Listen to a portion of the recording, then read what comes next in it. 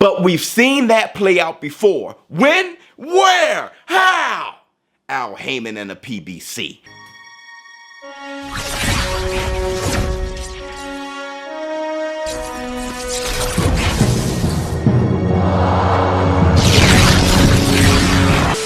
Hi, this is Joe Cortez. You're watching ShowBizz, the adult. Oh, this is Bernard Hopkins, ShowBizz, the adult. I'm out.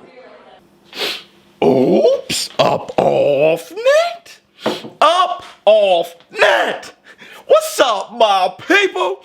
This is ShowBizz, the adult. All right, man, look. So, is it true that Anthony Joshua and Tyson the Gypsy King Fury, that they're under negotiations?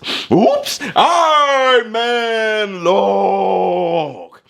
It's no secret, okay, for a couple days now, there have been reports stating that Anthony Joshua and Tyson the Gypsy King Fury are under negotiations. Everybody's asking me, what do I know? Put the post up in the community. So let's get to the bottom of it. I'm going to do a reaction to the reports from ESPN. And after that, I'm going to read, a portion or two from an article or two. And then I'm going to give my final assessment on what's going on. ShowBizz the coffee. Black, 2 sugars. Let's start with the reaction. What are you hearing about the future of the heavyweight division as we know it with everything we're dealing with? The MTK is negotiating for Fury on behalf of Top Rank and behalf of Frank Warren with Eddie Hearn, Anthony Joshua's. Now, here's the thing with that. They're reporting on this, but from my understanding, they've signed an NDA.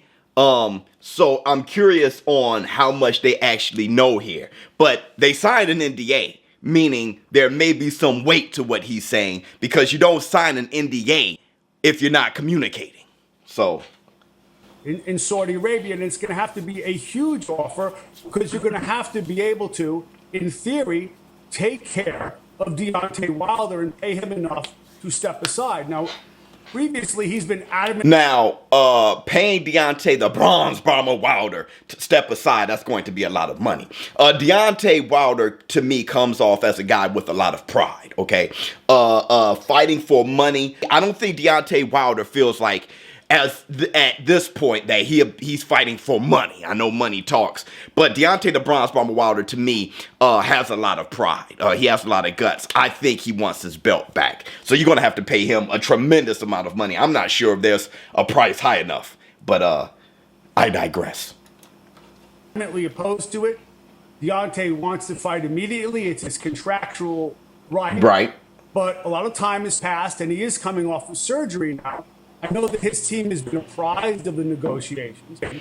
That's a good point. Deontay the Bronze Bomber Wilder coming off a bicep surgery. Here's the thing with that. The pandemic, the quarantine, all those things actually worked in benefit to Deontay the Bronze Bomber Wilder's benefit. Deontay Wilder, like I said, he's fought with injuries before. He fought with stomach flus, all these things. Deontay Wilder throws himself in situations that is not the smartest all the time. He did that with Luis Ortiz. He tried to slide that little fight in there and then turn around and fight Tyson the Gypsy King Fury in a 2.5-month turnaround. Deontay Wilder, he takes those risks with his health, and if it wasn't for the pandemic, with a torn bicep, I'm sure Deontay Wilder would have taken on Tyson Fury and not have said anything about it. So, yeah, this worked in his benefit, and when you tear a bicep or something like that takes a while to heal. Really, it does. You say Joshua Fury, and Andre, you think? What does Andre Ward think? It's an eyebrow raiser. I think about Deontay Wilder, and I'm only privy to what I've heard and what I've read, and it doesn't seem like Deontay Wilder's open to the idea of step-aside money, but... Facts. Deontay the Bronze Bomber Wilder, like I said before, the pride that he has, Deontay Wilder, it is not a financial thing for him, all right?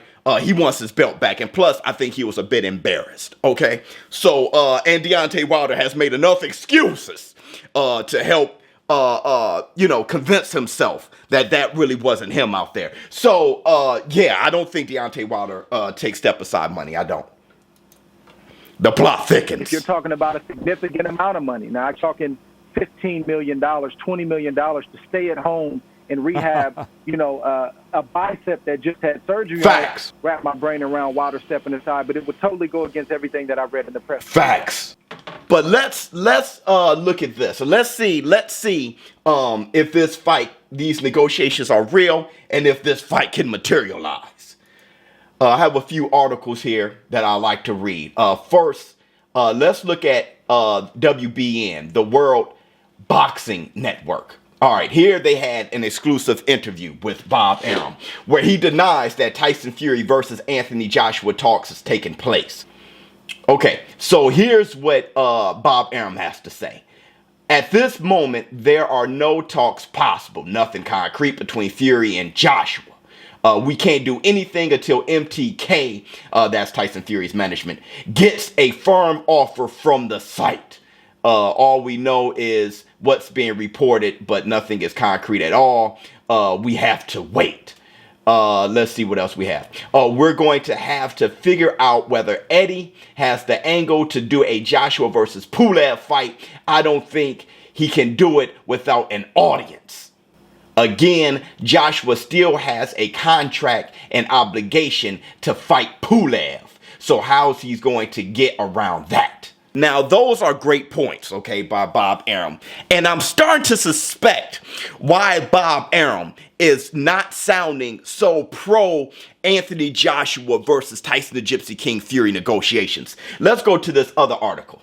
Here's an article by The Sun. This happened March 7th, 2020. Ain't happening. Promoter Bob Arum says Fury versus Joshua would never happen and predicts AJ will lose titles to 38-year-old Pulev.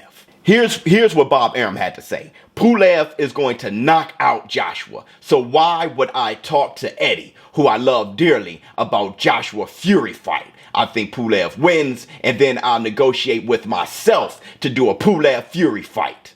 Look, that says everything to me. Though I think Team Joshua and Team Fury, though I think that they are discussing and negotiating, I don't think it's something that they're trying to do next, specifically due to the agenda from Bob Arum. Let's look at it this way.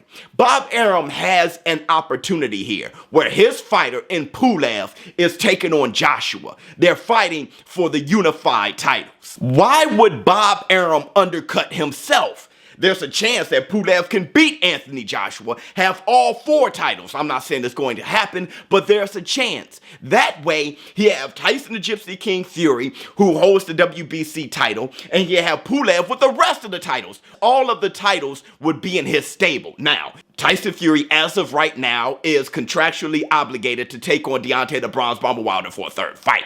When you look at that fight, Tyson Fury outboxed Deontay the Bronze Bomber Wilder the first time, though it ended in a draw. Then Tyson Fury bullied and outslugged Deontay Wilder the 2nd time. So the probability of Tyson Fury beating Deontay the Bronze Bomber Wilder this 3rd fight is highly likely. So Bob Arum has a chance to have all the belts in-house and then have a mega fight between Pulev and Fury in-house. He has an opportunity to negotiate with himself, and he gets all the money. He gets the big money fight with Pulev and Joshua. He gets another big money fight with Tyson Fury, Deontay Wilder 3, and then he gets all the money when he has Pulev against Tyson Fury. That is likely. It's possible. Why undercut yourself? But we've seen that play out before. When? Where? How? Al Heyman and the PBC. Remember, Andy Ruiz defeated AJ, and he was the unified champion. And they had Deontay the Bronze Bomber Wilder, who was holding the WBC belt. They had all the belts in-house, and it didn't really work out for Al Heyman and the PBC now, did it? In the rematch, Andy Ruiz came in overweight, AJ outboxed him, got his belts back. Then Deontay Wilder goes on and get TKO'd by Tyson the Gypsy King Fury.